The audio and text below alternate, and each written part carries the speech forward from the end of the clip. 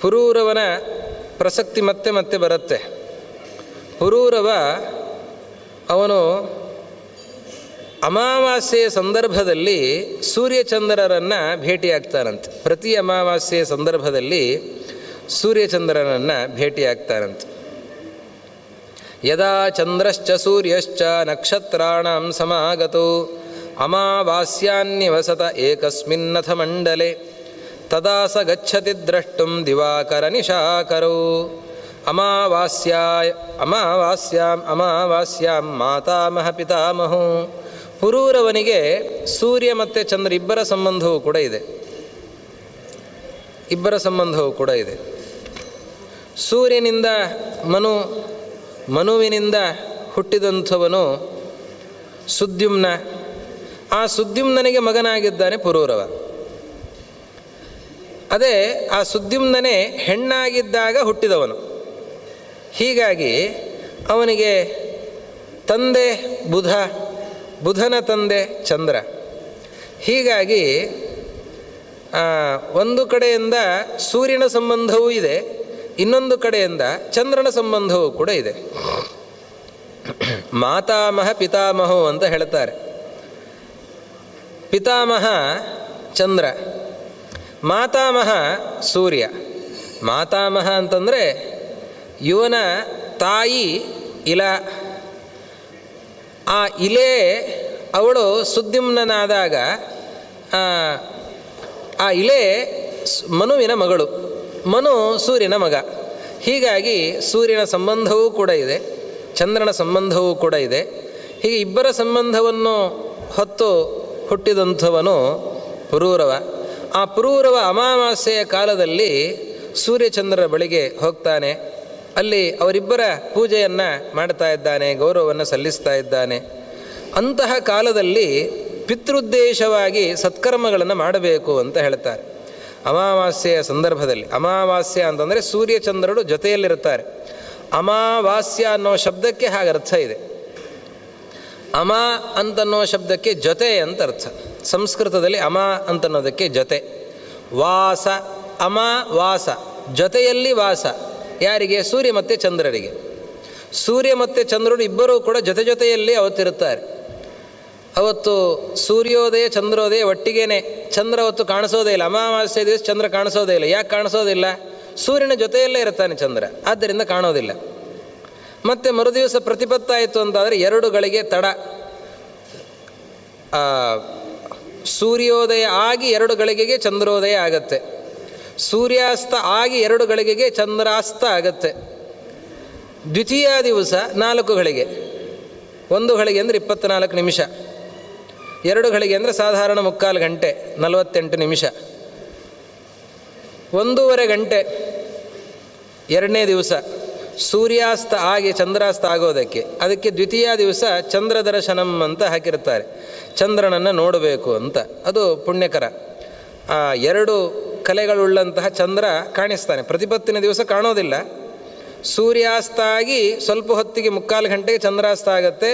ಅದು ಸೂರ್ಯಾಸ್ತ ಆದಾಗ ಇನ್ನೂ ಸೂರ್ಯನ ಪ್ರಖರವಾದ ಆ ತೇಜಸ್ಸು ಇರ್ತದೆ. ಆದ್ದರಿಂದ ಚಂದ್ರನ ಪ್ರಭೆ ಕಂಡು ಬರೋದಿಲ್ಲ. ಅದು ಒಂದೇ ಕಲೆ ಇರೋದರಿಂದ ಕಾಣೋದಿಲ್ಲ. ದ್ವಿತೀಯ ದಿವಸ 2 ಕಲೆಗಳಿರ್ತದೆ. ಆದ್ದರಿಂದ ಚಂದ್ರನ ದರ್ಶನ ಆಗುತ್ತೆ ದ್ವಿತೀಯ ದಿವಸ.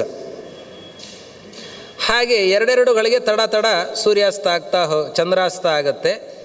ಅದು ಕೊನೆಗೆ ಹುಣ್ಣಿಮೆಗೆ ಆಗುವಾಗ ಸರಿಯಾಗಿ ಸೂರ್ಯಾಸ್ತ ಆಗುವ ಸಂದರ್ಭದಲ್ಲಿ ಚಂದ್ರೋದಯ, ಚಂದ್ರಾಸ್ತ, ಸೂರ್ಯೋದಯ. ಹೀಗೆ ಅದು ಹುಣ್ಣಿಮೆಗೆ ಆಗತ್ತೆ. ಮತ್ತು ಮರುದಿವಸದಿಂದ 2 ಗಳಿಗೆ ತಡ ಆಗ್ತಾ ಹೋಗ್ತಾ ಕೃಷ್ಣ ಪಕ್ಷದಲ್ಲಿ ಸೂರ್ಯಾಸ್ತ ಆಗಿ 2 ಗಳಿಗೆಗೆ ಚಂದ್ರೋದಯ ಅನ್ನುವ ಕ್ರಮದಲ್ಲಿ ಮುಂದೆ ಹೋಗುತ್ತೆ. ಅಷ್ಟಮಿ ಹೊತ್ತಿಗೆ ಸರಿಯಾಗಿ ಮಧ್ಯರಾತ್ರಿಯಲ್ಲಿ ಚಂದ್ರೋದಯ ಆಗತ್ತೆ. ಕೃಷ್ಣ ಪಕ್ಷದ ಅಷ್ಟಮಿ ಮಧ್ಯರಾತ್ರಿ ಚಂದ್ರೋದಯ, ಶುಕ್ಲ ಪಕ್ಷದ ಅಷ್ಟಮಿ ಮಧ್ಯರಾತ್ರಿ ಚಂದ್ರಾಸ್ತ. ಈ ಕ್ರಮದಲ್ಲಿ ಸೂರ್ಯಚಂದ್ರ ಉದಯಾಸ್ತಗಳ ವ್ಯವಸ್ಥೆ ಇರುವಂಥದ್ದು. ಇಬ್ಬರೂ ಜೊತೆಯಲ್ಲಿ ಇರುವಂಥದ್ದು ಅದು ಅಮಾವಾಸ್ಯೆಯ ಸಂದರ್ಭದಲ್ಲಿ. ಆದ್ದರಿಂದ ಆ ಅಮಾವಾಸ್ಯೆಯ ಸಂದರ್ಭದಲ್ಲಿ ಇಬ್ಬರು ಒಟ್ಟಿಗೆ ಸಿಗ್ತಾರೆ ಅಂತ ಪುರೂರವ ಅಲ್ಲಿಗೆ ಹೋಗಿ ಪೂಜೆಯನ್ನು ವಿಶೇಷವಾಗಿ ಸಲ್ಲಿಸ್ತಾನೆ. ಆದ್ದರಿಂದ ಅಂತಹ ಸಂದರ್ಭದಲ್ಲಿ ಪಿತೃಗಳ ಆರಾಧನೆಯನ್ನು ಮಾಡಬೇಕು ಅಂತ ಮತ್ಸ್ಯರೂಪಿಯಾದ ಪರಮಾತ್ಮ ತಿಳಿಸ್ತಾ ಇದ್ದಾನೆ. ಹೀಗೆ ತಿಳಿಸ್ತಾ ಯುಗಗಳ ಪ್ರಮಾಣ, ಯುಗಗಳು ಹೇಗಿವೆ, 4 ಯುಗಗಳು, ಕೃತ, ತ್ರೇತ, ದ್ವಾಪರ ಮತ್ತು ಕಲಿ. ಈ 4 ಯುಗಗಳ ನಿರೂಪಣೆಯನ್ನು ಮಾಡ್ತಾ ಇದ್ದಾನೆ. 4 ಯುಗಗಳು ಅಂತ ಹೇಳಿದರೆ 4 ಯುಗಗಳು ಹೇಗಿವೆ ಅಂತಂದರೆ ಅದಕ್ಕೆ ಕಾಲದ ಅವಧಿಯನ್ನು ಮತ್ಸ್ಯರೂಪಿಯಾದ ಪರಮಾತ್ಮ ತಿಳಿಸ್ತಾ ಇದ್ದಾನೆ. ಸುಲಭವಾಗಿ ನಾವು ನಮ್ಮ ತಲೆಯಲ್ಲಿ ಇಟ್ಕೊಳ್ಬಹುದು ಅಂತನ್ನೋದಕ್ಕೊಂದು ಉಪಾಯವನ್ನು ಹೇಳ್ತಾ ಇದ್ದಾನೆ. ಮತ್ಸ್ಯರೂಪಿಯಾದ ಪರಮಾತ್ಮ ಅದಕ್ಕೊಂದು ಉಪಾಯವನ್ನು ಹೇಳ್ತಾ ಇದ್ದಾನೆ. ದೇವತೆಗಳ ಲೆಕ್ಕಾಚಾರದಲ್ಲಿ ನಾವು ನೋಡೋಣ.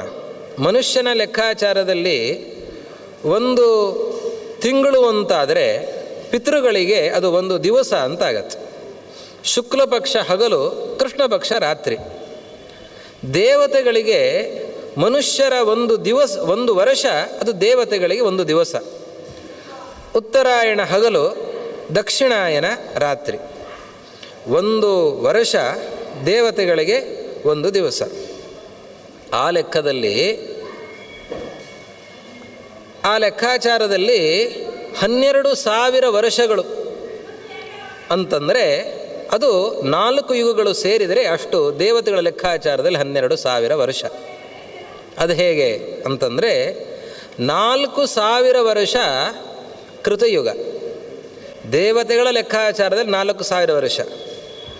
ಅದನ್ನು ನಾವು 360ರಿಂದ ಗುಣಿಸಬೇಕು. ಮನುಷ್ಯರ ಲೆಕ್ಕಾಚಾರಕ್ಕೆ ಬರಬೇಕು ಅಂತಾದರೆ ಅದನ್ನು 360ರಿಂದ ಗುಣಿಸಬೇಕು. ದೇವತೆಗಳ ಲೆಕ್ಕಾಚಾರವನ್ನು ನಾವು ಹೇಳ್ತಾ ಇದ್ದೇವೆ. 4,000 ವರ್ಷ ಕೃತಯುಗ, 3,000 ವರ್ಷ ತ್ರೇತಾಯುಗ, 2,000 ವರ್ಷ ದ್ವಾಪರ ಯುಗ, 1,000 ವರ್ಷ ಕಲಿಯುಗ. ಇದು ಒಟ್ಟು 4 ಯುಗಗಳು. ಎಷ್ಟಾಯಿತು? 4, 3, 7, 2, 9, 1, 10 ಆಯಿತು. 12,000 ವರ್ಷ ಆಗಬೇಕು ಒಟ್ಟು. ಇನ್ನು 2,000 ವರ್ಷ ಬಾಕಿ ಇದೆ. ಅದನ್ನೇನು ಮಾಡಬೇಕು ಅಂತಂದರೆ ಸಂಧಿಕಾಲದಲ್ಲಿ ಸೇರಿಸಬೇಕು.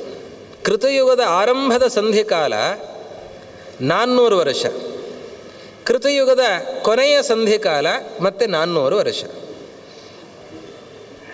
ತ್ರೇತಾಯುಗದ ಆರಂಭದ ಸಂಧಿಕಾಲ 300 ವರ್ಷ, ಕೊನೆಯ ಸಂಧಿಕಾಲ ಮತ್ತೆ 300 ವರ್ಷ, ದ್ವಾಪರ ಯುಗದ ಆರಂಭದ ಸಂಧಿಕಾಲ 200 ವರ್ಷ, ಕೊನೆಯ ಸಂಧಿಕಾಲ 200 ವರ್ಷ, ಕಲಿಯುಗದ ಆರಂಭದ ಸಂಧಿಕಾಲ 100 ವರ್ಷ, ಕೊನೆಯ ಸಂಧಿಕಾಲ 100 ವರ್ಷ. ಎಷ್ಟಾಯಿತು ಆವಾಗ? ಅದು 2,000 ವರ್ಷ ಆಯಿತು. ಒಟ್ಟು ಸೇರಿಸಿದರೆ 12,000 ವರ್ಷ ಆಯಿತು. ಹೀಗೆ 12,000 ವರ್ಷ ಇದು ಒಟ್ಟು ಮಹಾಯುಗ ಅಂತ ಇದನ್ನು ಕರೀತಾ ಇದ್ದಾರೆ, ಮಹಾಯುಗ. ಆ ಲೆಕ್ಕಾಚಾರದಲ್ಲಿ ನಾವು ನೋಡ್ಲಿಕ್ಕೆ ಹೋದರೆ ನಾವು ಎಲ್ಲಿದ್ದೇವೀಗ ಅಂತಂದರೆ ನಾವು ಕಲಿಯುಗದಲ್ಲಿದ್ದೇವೆ ಅಂತ ಹೇಳ್ತೇವೆ. ವಾಸ್ತವವಾಗಿ ನಾವು ಚಿಂತನೆ ಮಾಡಲಿಕ್ಕೆ ಹೋದರೆ ನಾವು ಕಲಿಯುಗದಲ್ಲಿ ಇಲ್ಲ. ಇನ್ನು ಕಲಿಯುಗ ಆರಂಭ ಆಗಿಲ್ಲ. ನಾವು ಕಲಿಯುಗದ ಸಂಧಿಕಾಲದಲ್ಲಿದ್ದೇವೆ. ಕಲಿಯುಗ ಎಷ್ಟು? 1,000 ವರ್ಷ. ಕಲಿಯುಗದ ಸಂಧಿಕಾಲ ಎಷ್ಟು? 100 ವರ್ಷ. ಕಲಿಯುಗದ ಸಂಧಿಕಾಲ ಆರಂಭ ಆದದ್ದು ಯಾವಾಗ? ದ್ವಾಪರ ಯುಗದ ಸಂಧಿಕಾಲ ಮುಗಿದ ಮೇಲೆ ಕಲಿಯುಗದ ಸಂಧಿಕಾಲ ಆರಂಭ ಆಯಿತು. ದ್ವಾಪರ ಯುಗದ ಕೊನೆಯ ಸಂಧಿಕಾಲದಲ್ಲಿ ಆವಾಗಲೇ ಕೃಷ್ಣಾವತಾರ ಆದದ್ದು, ಪಾಂಡವರು ಹುಟ್ಟಿದ್ದು, ಅದೆಲ್ಲ ಆದದ್ದು ಆವಾಗಲೇ. ಯಾವಾಗ ದುರ್ಯೋಧನ ಸತ್ತು ಬಿದ್ದಿದ್ದಾನೋ ಆವಾಗ ಕಲಿಯುಗ ಆರಂಭ ಆಯಿತು. ಅಂದರೆ ಕಲಿಯುಗದ ಸಂಧಿಕಾಲ ಆರಂಭ ಆಯಿತು. ದ್ವಾಪರ ಯುಗದ ಸಂಧಿಕಾಲ ಮುಗಿದು ಕಲಿಯುಗದ ಸಂಧಿಕಾಲ ಆರಂಭ ಆಯಿತು. ಯಾವಾಗ? ಕೌರವರು ಹತರಾದಾಗ, ದುರ್ಯೋಧನ ಸತ್ತಾಗ ಆವಾಗ ಕಲಿಯುಗದ ಸಂಧಿಕಾಲ ಆರಂಭ ಆಯಿತು. ಧರ್ಮರಾಜ ರಾಜ್ಯವನ್ನು ಪಾಲನೆ ಮಾಡಿದ್ದು ಕಲಿಯುಗದ ಸಂಧಿಕಾಲದಲ್ಲಿ. ಅದು ಕಲಿಯುಗದ ಸಂಧಿಕಾಲ ಆದರೂ ಕೃತಯುಗದಂತೆ ಇತ್ತು. ಅದು ಧರ್ಮರಾಜನ, ಕೃಷ್ಣನ ಸನ್ನಿಧಾನ, ಧರ್ಮರಾಜನ ಒಂದು ರಾಜ್ಯದ ವೈಭವ. ಆ ರೀತಿಯಲ್ಲಿ ಕೃಷ್ಣಾವತಾರ ಆಗಿ ಅವರೆಲ್ಲ ಪಾಂಡವರೆಲ್ಲ ಹೋಗಿ ಎಷ್ಟು ವರ್ಷ ಆಯಿತು? 5,000 ಚಿಲ್ಲರೆ ವರ್ಷ ಆಯಿತು. ಕಲಿಯುಗದ ಸಂಧಿಕಾಲ ಎಷ್ಟು? ದೇವತೆಗಳ ಲೆಕ್ಕಾಚಾರದಲ್ಲಿ 100 ವರ್ಷ. ದೇವತೆಗಳ ಲೆಕ್ಕಾಚಾರದಲ್ಲಿ 100 ವರ್ಷ ಅಂತಂದರೆ ನಮ್ಮ ಲೆಕ್ಕಾಚಾರದಲ್ಲಿ 360ರಿಂದ ಗುಣಿಸ್ಬೇಕು. ಅಂದರೆ 36,000 ವರ್ಷ ನಮ್ಮ ಲೆಕ್ಕಾಚಾರದಲ್ಲಿ ಕಲಿಯುಗದ ಸಂಧಿಕಾಲ. ಅದರಲ್ಲಿ ಈಗ ಎಷ್ಟು ಹೋಗಿದೆ? 5,000 ಚಿಲ್ಲರೆ ವರ್ಷ ಮಾತ್ರ ಹೋಗಿದೆ. ಇನ್ನು 30,000 ಚಿಲ್ಲರೆ ವರ್ಷ ಕಲಿಯುಗದ ಸಂಧಿಕಾಲ ಇದೆ. ನಾವು ಈಗಲೇ ಕಲಿಪ್ರಭಾವ ಅಂತ ಹೇಳ್ತಾ ಇದ್ದೇವೆ, ಎಷ್ಟು ಕಲಿಯುಗ, ಎಷ್ಟು ಹಾವಳಿ ಇದೆ ಅಂತ. ಆದರೆ ವಾಸ್ತವವಾಗಿ ಕಲಿಯುಗ ಬರಲಿಕ್ಕೆ ಇನ್ನೂ 30,000 ವರ್ಷ ದಾಟಬೇಕು. ಆವಾಗ ವಾಸ್ತವವಾದ ಕಲಿಯುಗ ಬರುತ್ತೆ. ಇನ್ನೂ ಕಲಿಯುಗದ ಸಂಧಿಕಾಲದಲ್ಲಿ ನಾವಿದ್ದೇವೆ. ಇದು ಒಂದು ಮಹಾಯುಗ ಅಂತಂದರೆ ಇಷ್ಟು. ದೇವತೆಗಳ ಲೆಕ್ಕಾಚಾರದಲ್ಲಿ 12,000 ವರ್ಷ ಇದು ಕಳೆದರೆ ಇದನ್ನು ಒಂದು ಮಹಾಯುಗ ಅಂತ ಕರೀತಾರೆ. ಇಂತಹ ಮಹಾಯುಗಗಳು 71 ಕಳೀಬೇಕು. 71 ಕಳೆದರೆ ಆವಾಗ ಅದನ್ನು ಒಂದು ಮನ್ವಂತರ ಅಂತ ಕರೀತಾರೆ. ಅಂತಹ 14 ಮನ್ವಂತರಗಳು ಕಳೀಬೇಕು. 14 ಮನ್ವಂತರಗಳು ಕಳೆದರೆ ಅದನ್ನು ಬ್ರಹ್ಮದೇವರಿಗೆ ಒಂದು ಹಗಲು ಅಂತ ಹೇಳ್ತಾ ಇದ್ದಾರೆ. 12 ಗಂಟೆ ಕಾಲ ಅದು ಬ್ರಹ್ಮದೇವರಿಗೆ ಒಂದು ಹಗಲು, ಅಷ್ಟೇ ಬ್ರಹ್ಮದೇವರ ರಾತ್ರಿ. ಅಂತಹ ಲೆಕ್ಕಾಚಾರದಲ್ಲಿ 100 ವರ್ಷ ಬ್ರಹ್ಮದೇವರ ಆಯುರ್ಮಾನ. ಇದು ಬ್ರಹ್ಮದೇವರ ಜೀವನ. ಇದು ಪರಮಾತ್ಮನಿಗೆ ನಿಮೇಷಕ ಅಂತ ಹೇಳ್ತಾರೆ. ಒಂದು ರೆಪ್ಪೆ ಮಿಟುಕಿಸುವ ಕಾಲವೂ ಅಲ್ಲ. ಬ್ರಹ್ಮದೇವರ 100 ವರ್ಷದ ಆಯುರ್ಮಾನ ನಾರಾಯಣನ ಲೆಕ್ಕಾಚಾರದಲ್ಲಿ ರೆಪ್ಪೆ ಮಿಟುಕಿಸುವ ಕಾಲವೂ ಅಲ್ಲ. ಯಾಕೆ? ರೆಪ್ಪೆ ಮಿಟುಕಿಸುವ ಕಾಲ ಅಂತ ಹೇಳೋದಾದರೂ ಕೂಡ ಒಂದು ಕ್ಷಣ ಅಂತ ತಗೊಂಡ್ರೆ ಆವಾಗ ಅಷ್ಟು ಕ್ಷಣಗಳು ಸೇರಿದರೆ ಇಷ್ಟು ನಿಮಿಷ, ಇಷ್ಟು ಗಂಟೆ, ಇಷ್ಟು ದಿನ. ಆಮೇಲೆ ಆ ಲೆಕ್ಕಾಚಾರದಲ್ಲಿ ಮತ್ತೆ 100 ವರ್ಷ ಅಂತಾದಾಗ ನಾರಾಯಣನಿಗೂ ಎಲ್ಲೋ ಸಾವಿದೆ ಅಂತನ್ನೋ ಭಾವನೆ ಬಂದೀತು. ಅದಕ್ಕೆ ಮಧ್ವಾಚಾರ್ಯರು ಅದನ್ನು ನಿಮೇಷಕ ಅಂತ ಹೇಳ್ತಾರೆ. ಅದು ನಿಮೇಷವೂ ಅಲ್ಲ, ರೆಪ್ಪೆ ಮಿಟುಕಿಸುವ ಕಾಲವೂ ಅಲ್ಲ. ಅದು ಅಷ್ಟು ಅಲ್ಪವಾದಂತಹ ಕಾಲ, ಅದು ಗಣನೆಗೆ ಬರದೇ ಇರುವಂತಹ ಕಾಲ. ಅನಂತವಾದಂತಹ ಕಾಲದಲ್ಲಿ ಏಕಪ್ರಕಾರನಾಗಿರುವಂಥವನು ನಾರಾಯಣ.